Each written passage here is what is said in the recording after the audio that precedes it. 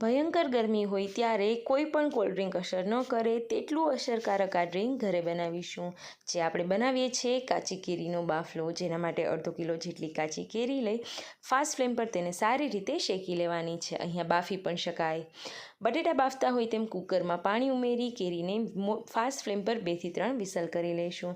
હવે અહીંયા કેરી બફાઈ અને શેકાઈ ગઈ છે, તો આપણે તેને એક બાઉલમાં લઈ લઈશું। કાળો ભાગ ન આવે તેનું ખાસ ધ્યાન રાખીશું।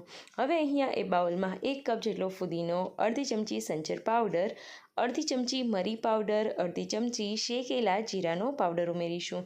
લાસ્ટમાં થોડું એવું મીઠું ઉમેરીશું। ગળાશ પસંદ હોય તો અહીંયા મધ કે સાકરનો ઉપયોગ કરી શકાય। આ પેસ્ટ તૈયાર છે, જેને ફ્રીઝરમાં 6 મહિના માટે સ્ટોર પણ થઈ શકે છે।